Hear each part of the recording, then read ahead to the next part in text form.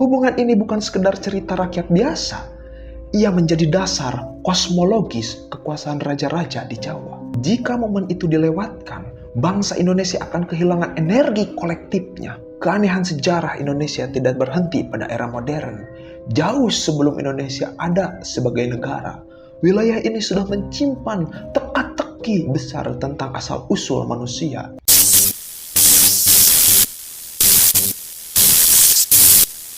Aneh, inilah beberapa peristiwa anomali yang terjadi di masa lalu, yang berkenaan dengan kenapa kita percaya pada simbol dan kepercayaan, kenapa kita bisa percaya dengan istilah famali.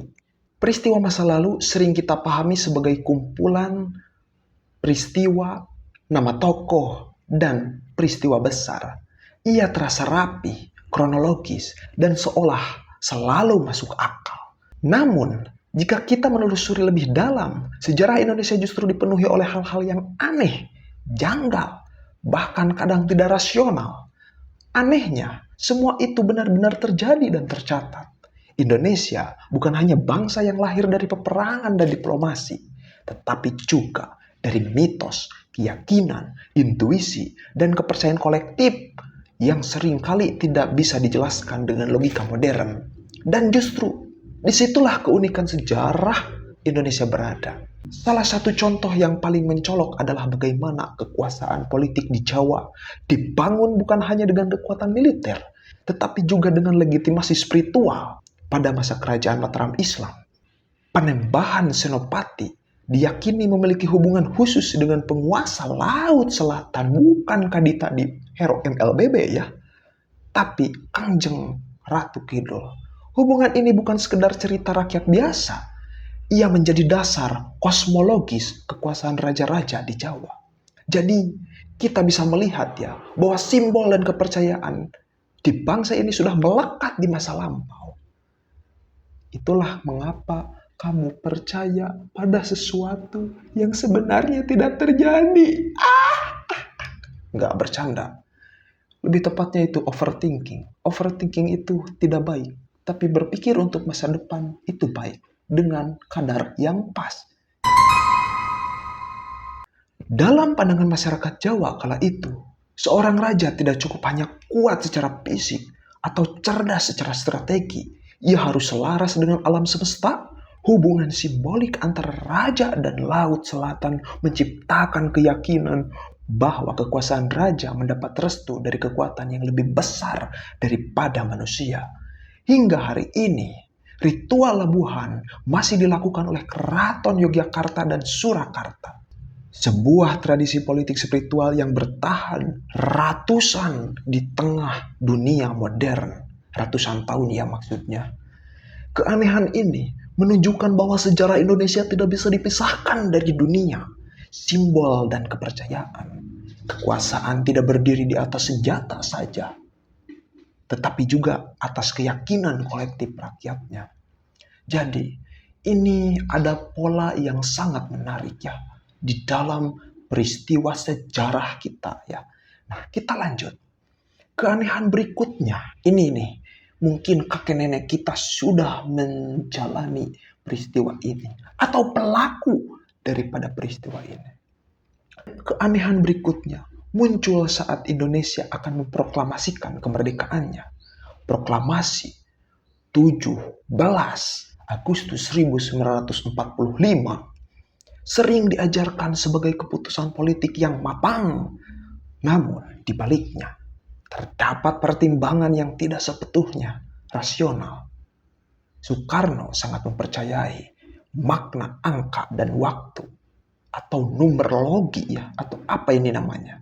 Angka 17 dianggap sakral, bukan hanya karena kebetulan kalender, tetapi karena memiliki makna spiritual dan kosmis.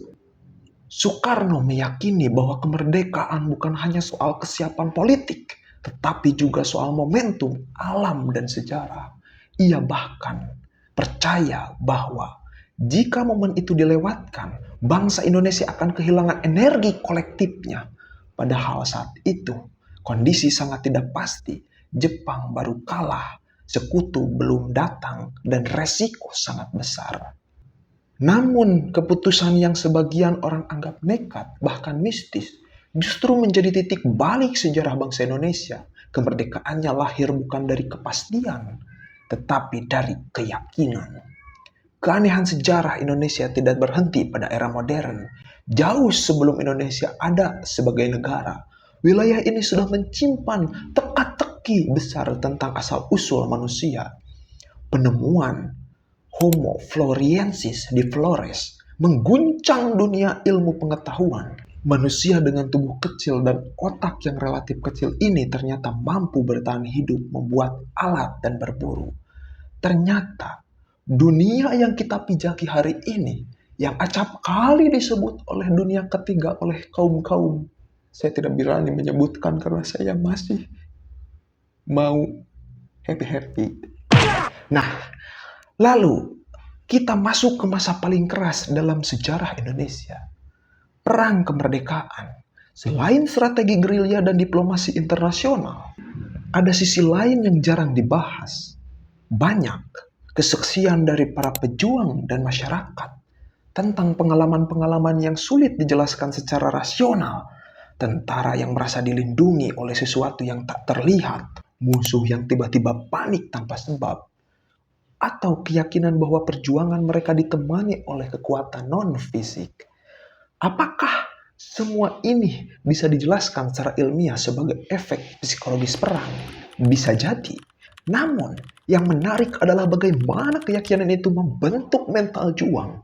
Perang kemerdekaan Indonesia bukan hanya perang fisik, tetapi juga perang kepercayaan. Dalam kondisi senjata kalah canggih, keyakinan menjadi sumber kekuatan yang tidak ternilai. Keanehan lainnya adalah fakta bahwa Indonesia hampir tidak menjadi negara kesatuan seperti sekarang. Setelah kemerdekaan, Belanda mendorong sistem federal dengan membentuk negara-negara bagian. Yang mengejutkan, ini nih, tidak semua elit lokal menolaknya. Ada yang melihat sistem federal sebagai peluang kekuasaan. Nah, jika sejarah bergerak sedikit berbeda, mungkin hari ini kita tidak mengenal NKRI atau Negara Kesatuan Republik Indonesia seperti sekarang. Indonesia bisa saja terpecah menjadi banyak negara-negara kecil.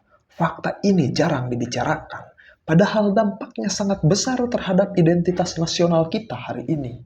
Bahkan simbol paling sakral bangsa ini, bendera merah putih, sang saka merah putih, memiliki sejarah aneh sekaligus membanggakan. Merah putih sudah digunakan sebelum jauh Indonesia ada sebagai negara. Contohnya, ada kerajaan Majapahit telah menjadikannya sebagai simbol. Artinya, Indonesia lahir dari identitas budaya yang matang, bukan sekedar hasil perjanjian politik. Namun, tidak semua bagian sejarah Indonesia mendapatkan tempat yang adil. Ada gerakan, tokoh, dan peristiwa yang dipinggirkan karena acap kali sejarah ditulis oleh para pemenang. Bahkan dihilangkan dari narasi resmi. Ya, baik.